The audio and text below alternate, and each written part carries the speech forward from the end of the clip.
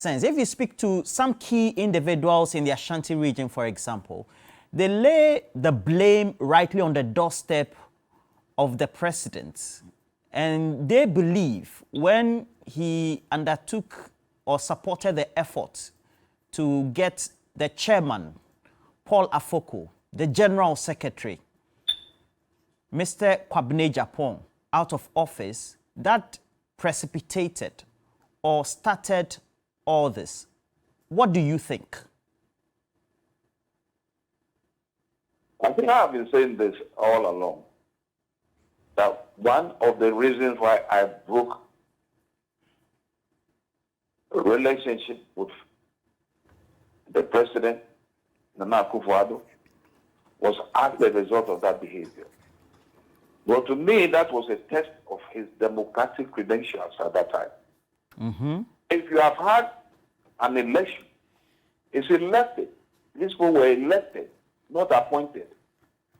If you have had election. Now, before the elections, various moves were made to disqualify Afoko. I don't know Afoko from anywhere. Mm-hmm. I just heard of him. Then I kept asking myself, who is this young man who is so strong? Then I got the information about the role his father played in our party. And I said, okay. Now, finally, Afoko won. Initially, the same problems also went to Kwabena Japon and Samikra. When we had elections in Tamale, these three people won hands down. Mm. And that was where the problem started, really. Immediately, Akufo-Addo and his group were able to put together a machine that destroyed these three young gentlemen. And that particular machine was what I think the so-called formation of a militia.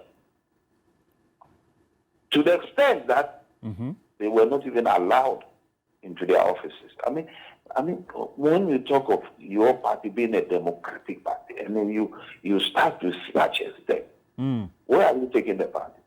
To me, what is happening now doesn't surprise me at all. You mean not at all? I didn't get you. I said, it doesn't surprise me. Okay. At all. But the only thing I will say is that Alan should have moved. He should have known this. You see, when he respectfully stepped down for Akufo-Addo, and I was among those who believed strongly in the succession plan of NPP, that seniority should count. And because of that, I back Akufo-Addo strongly. Indeed, it became a problem between myself and Kufuor. Even though I was amongst those who supported Kufuor to be elected first. Myself, Dr. Yanis Selby, Mandapa, who is our defense minister, those who made the silly noise that I'm not a founding member of the party, they should go have those people. Mr. Kreku of the Western region, Honorable KG Osebonzo. Luckily, most of these people are alive. It was in my house at Cantonment that we decided that Kufuor should be the next in line after Edo-Boaene. And it happened. There were no sort of, what do you call it? You don't have people talking about money, highest bidder, and all this sort of nonsense. It's the popularity of that individual. And Kufuor was popular at that time. Very, very popular. And as I've been saying time and again, Kufuor has always been a listener.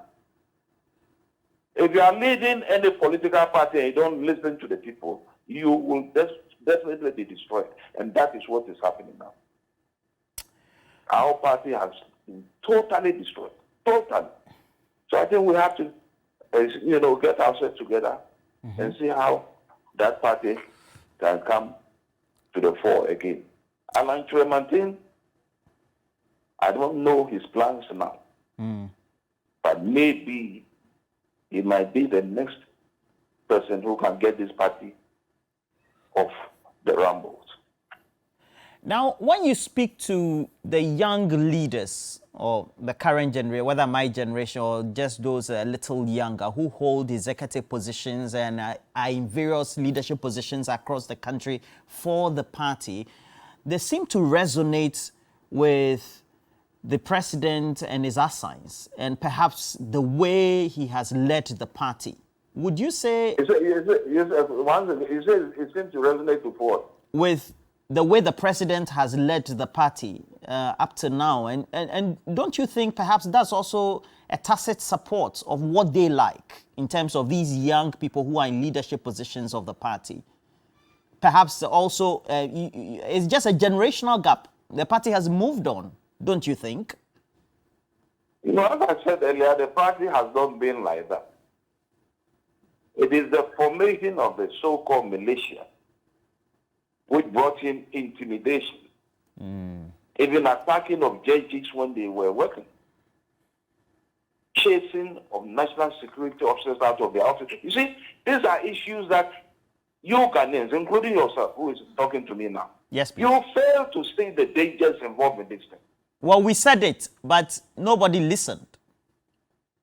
But you don't say it. You have to trumpet it. You don't trumpet it. You don't trumpet it. These are human beings. If they are wrong, someone should be able to tell them. Akufo-Addo is not a superhuman being. He's a human being. Very few people can stand and say, when Akufo-Addo was in opposition, they back him more than I did. I mean, the history is there. But when I realized he could lead this country into a sort of jeopardy,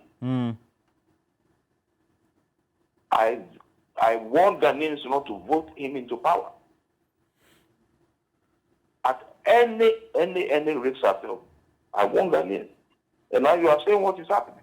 As for our party, if we are not careful, it is leading itself straight into destruction. So if Alan Kyerematen has now noticed the dangers as he enumerated in his statement, then others who want the NPP to stand as a political party should get behind him and lead the party up. Some of us, we've done our bit. That's all. All right. Thank you very much, Dr. Nyaho Tamaklo. Now, if you have a last piece of advice in terms of how the party needs to pick up the pieces, and especially for Alan Kyerematen, what would it be? Just in a minute. Look, those left there, I don't even know them. I will say Akoto is somebody I've met, but I really don't know him very well.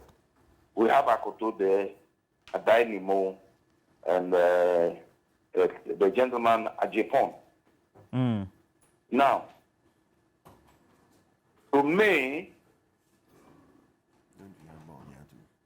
two of them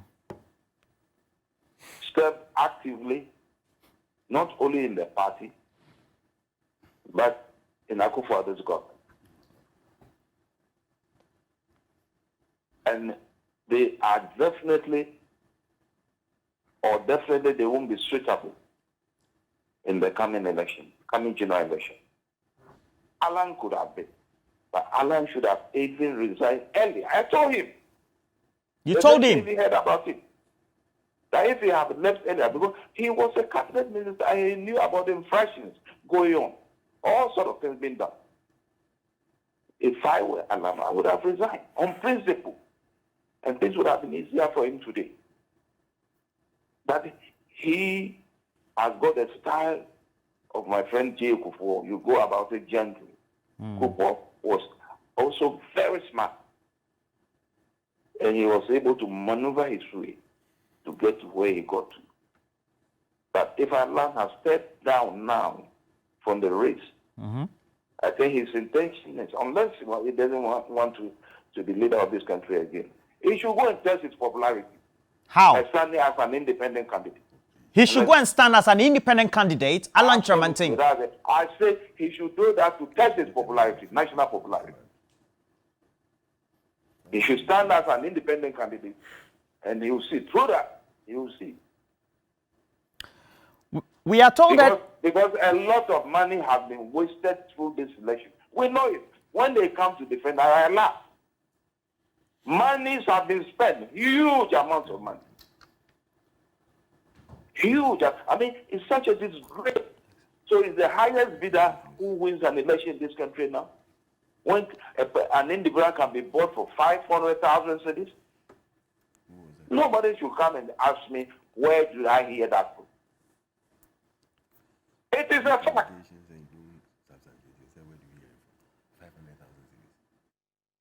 So the highest bidder wins an election in this country, and that is the end of the country, because he has to get the money and send it back to where he took it from. And that is one sad thing that has been happening to this poor nation all the time. If you watch carefully, during an election time, our economy is always sinking, or after election. It does well, and then after a while, it sinks.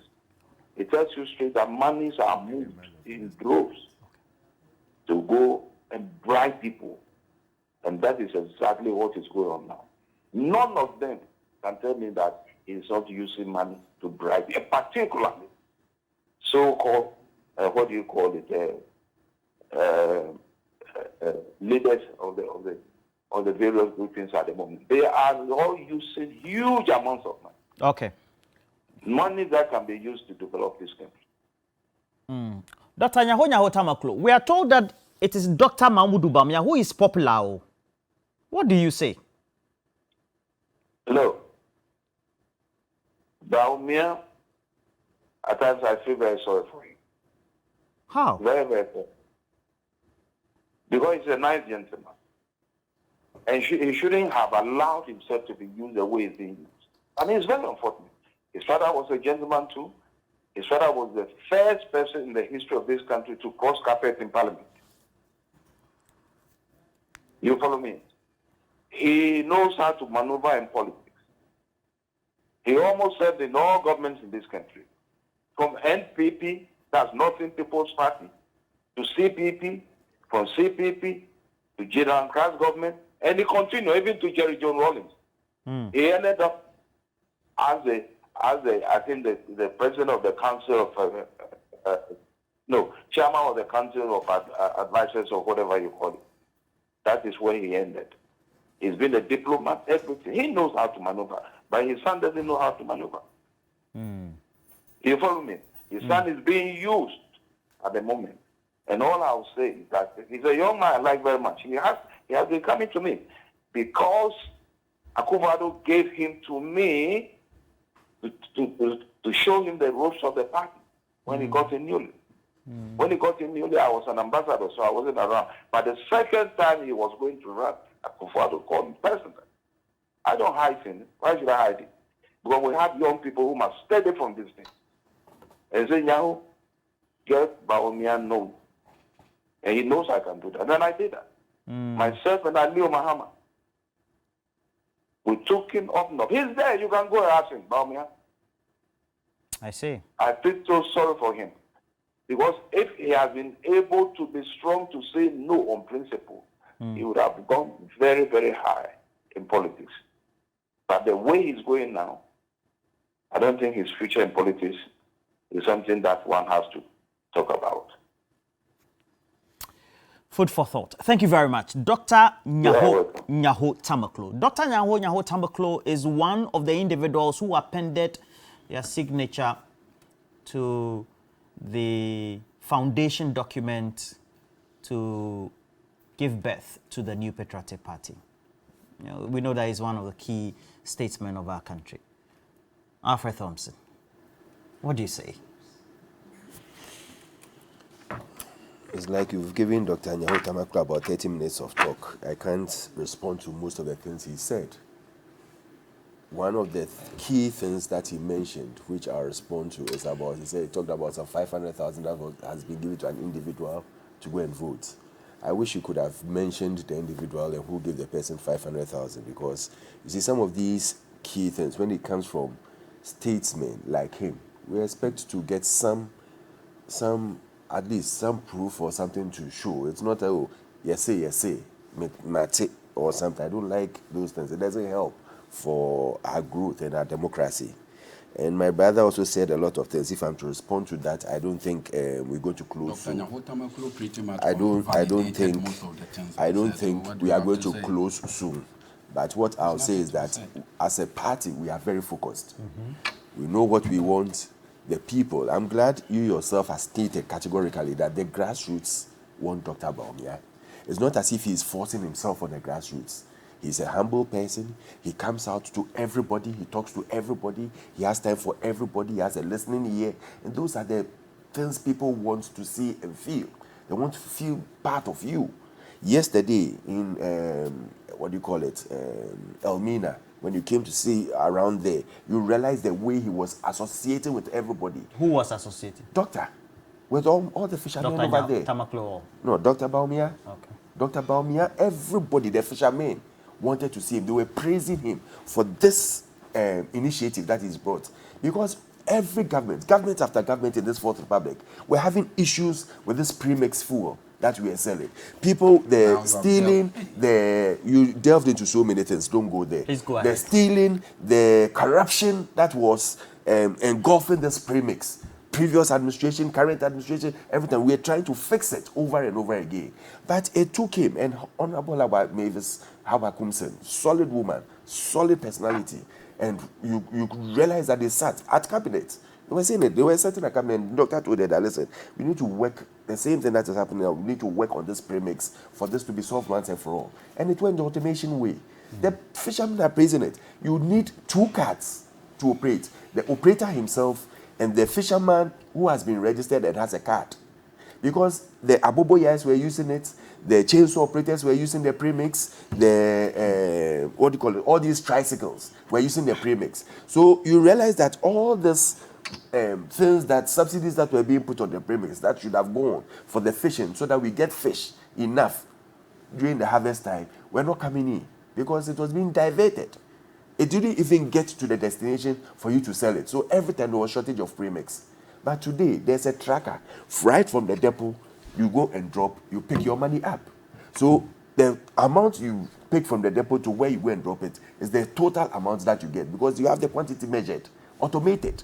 Then when you drop it at the point of sale, the people there, before you, the operator, can disburse the fuel, you use your card, swipe it on the machine, then the fisherman who is come to buy, who has been registered, will also use his card. So it's not as if maybe some operator somewhere will come and buy this premix and see how he's working around it. It's a machine that is going to stop corruption. And that is how Dr. Bawumia has always been talking about stopping corruption. Not repeating the same old things and expecting new results. But bringing he's been a vice president for 7 years.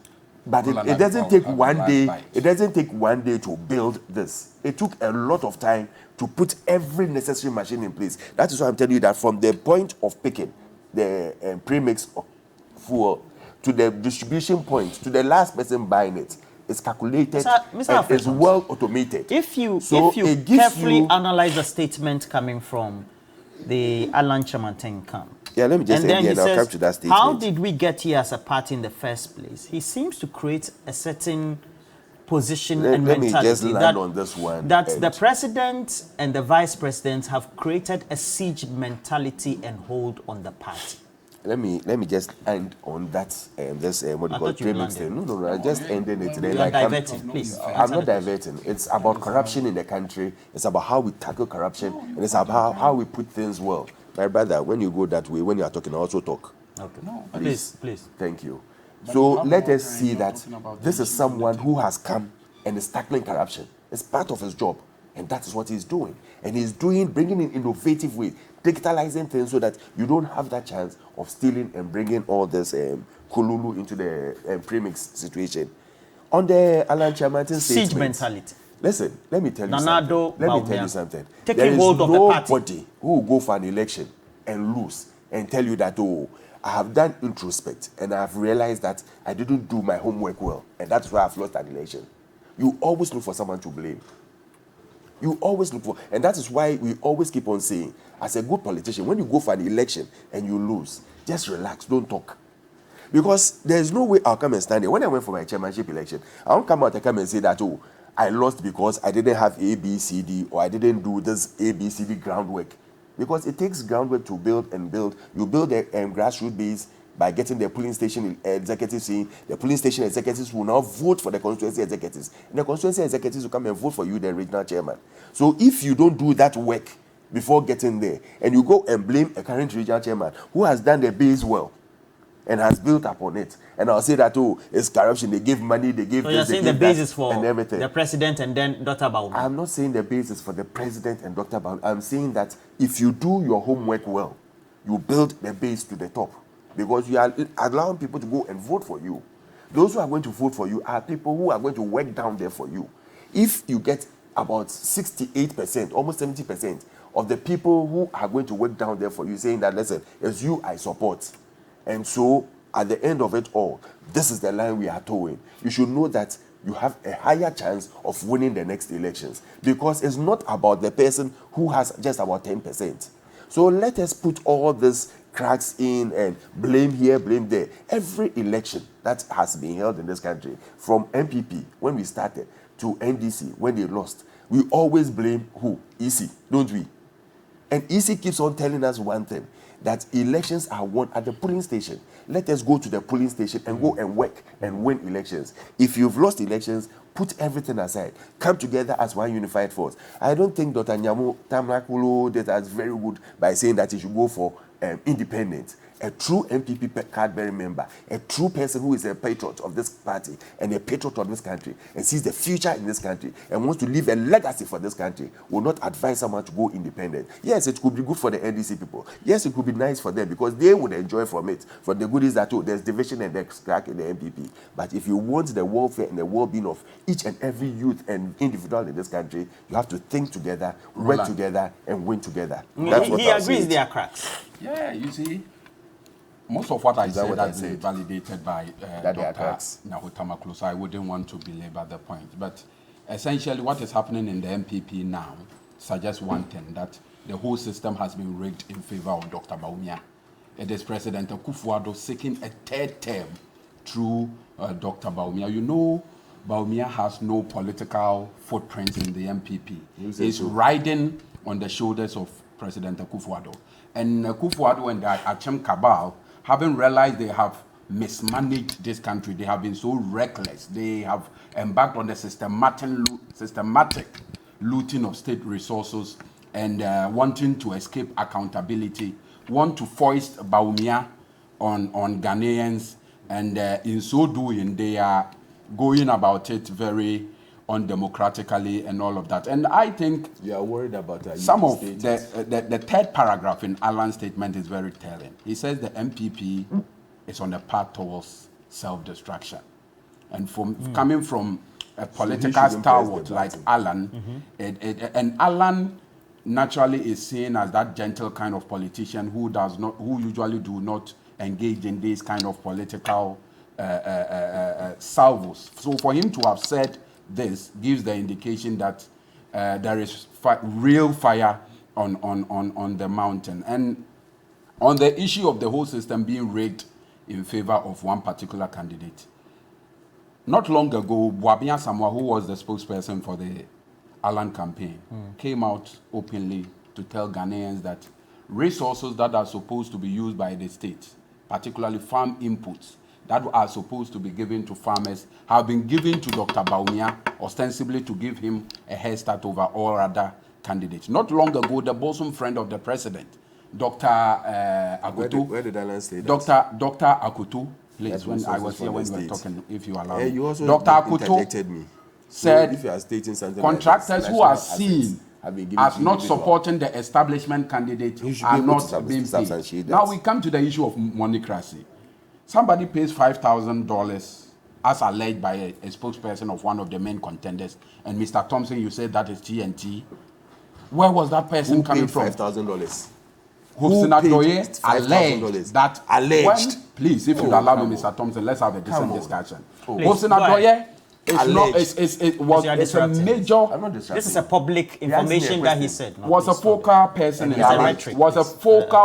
Alan's campaign. He said after the chief of staff had come to vote, he went to the women's organizer's office and were sharing $5,000. But you people go around telling Ghanaians there is no money. Kennedy Japan's camp also alleged at a certain point that Dr. Bawumia has canned people at another hotel in Kumasi and they were paying 50,000 Ghana cedis to the constituency chairman who had come to vote. You see, you tell us that we have no money.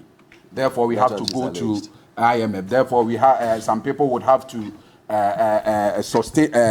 to endure this haircut that your government has brought upon us. Yet, when anytime MPP is going on a political adventure, you see a lot of money being splashed around. So, Roland, like I said, the whole thing is an Akufo-Addo agenda, but we in the NDC are unperturbed because we know that none of the aspirants in the MPP can match President John Dramani Mahama in the 2024 election. And like I said, NDC will win the 2024 election on the basis of the soundness of its policy and the credibility and competence of its leader, His Excellency John Dramani Mahama. On this note, I would like to call on Ghanaians to join His Excellency John Dramani Mahama this morning as he does a Facebook Live in which he seeks to engage a section of the Ghanaian society to get to know and understand how understand what they feel about the governance system as it is now. But you see, you don't know what is discussed. The MPP, having realized Dr. Bawumia has failed on the economic front, want to credit him with something that he has no hand in. That is the digitalization agenda. You know, of the fiber optic backbone. Started it. The fiber optic backbone on which this whole digitalization agenda is premised upon was started by His Excellency John Dramani Mahama. Right or wrong, Roland? The Accra Digital Center, which is a major infrastructure in this whole digitalization thing, was started by His Excellency John Dramani Mahama. Tell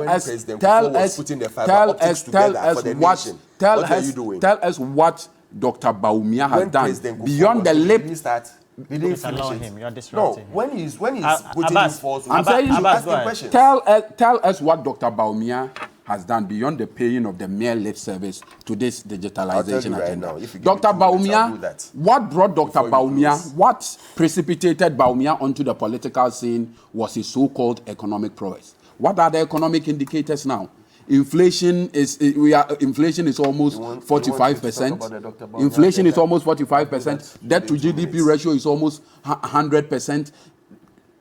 Ghana is on the verge of economic demise. And now, having realized you have performed so abysmally as an head of the economic management team, you want to claim credit for things you did not do. So, like I said, the NDC, we are not perturbed. We will not gloat over what is happening Mr. Thompson. Can I read? Are you done? Yes, are you done? done. I'm rounding up. We will not gloat over what is happening in the MPP. We are putting our house in order to put ourselves as the net credible alternative so that the good people of Ghana will entrust the mantle of leadership into the hands of the NDC. All right. I'll go to Mr. Abraham Pamensa for some wrap-up comments as well. But let me just read a couple of also your messages coming in because this has been a long one. Now, it says, I say on authority, and this one is coming from Nana Aimedu, who is giving us this message from Jubilee House Communications. It says, I say on authority, Dr. Nyaho Tamaklo was not part of the founding fathers per the definition of signing members at formation. He has been a leading member in the past, that is, during the Kufuor era. Thank you. It is erroneous to give him the founding member accolade on that definition. And then he also says, please correct Abbas. William Oforiatta is not the father of... Jones Oforiatta. Yeah. I think we all know that William Oforiatta is not. Okay, so, and then we have a couple of more messages, so we'll take them, and then if Mr. Abrampa is ready.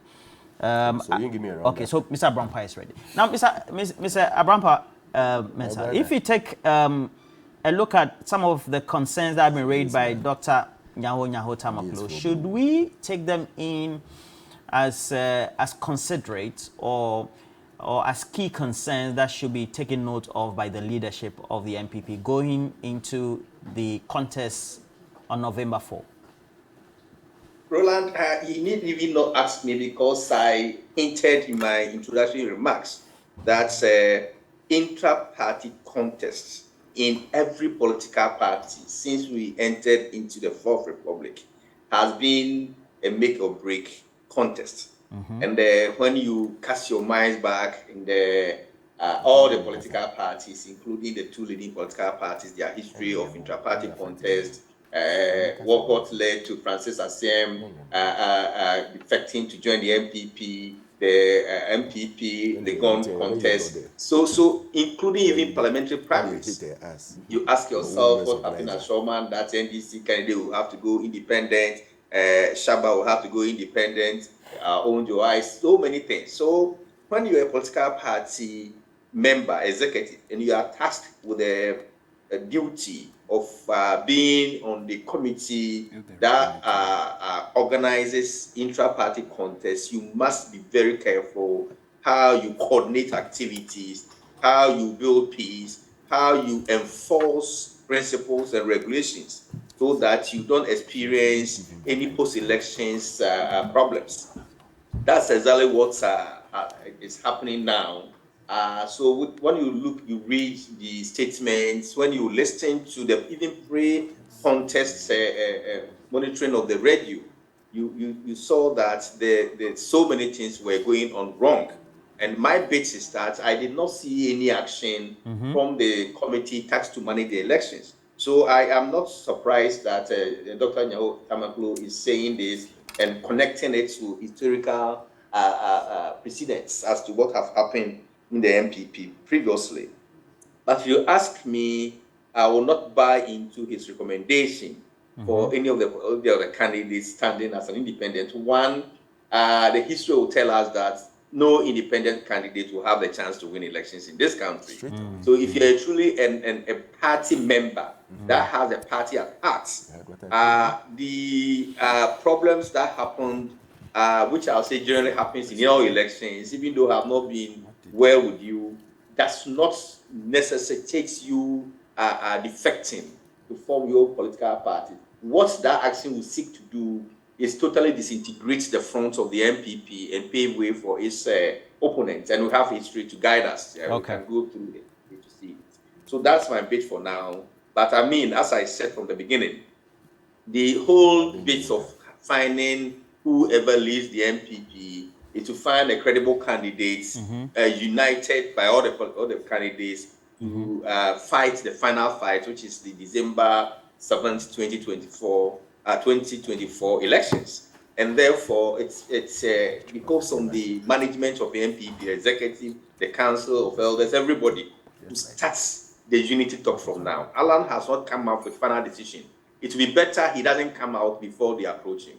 I expect them to do their background talks from now to make sure that whatever the cracks are, they are able to mend it towards the unity of the party and towards the 2024 election. Any attempt of a breakaway, even a single of them, have ramifications on their fortunes. Well, so your concluding remarks then? Yeah.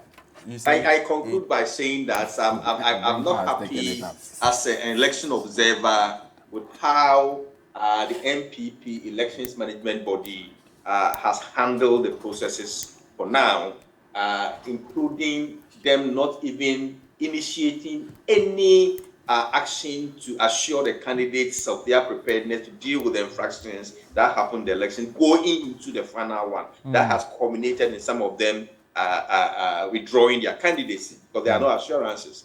I'm not also happy that as at now, I don't know other things are happening underground. As at now, we have not heard any responses from what Alan Kyerematen started saying, including showing pictures of the people who were attacked when he visited them in the hospital. I mean, only for me to say that they are normal in elections. I mean, this can't be normal in everyday normal things that we see. Okay. The party will have to sit up and have to show concerns when some of these things happen.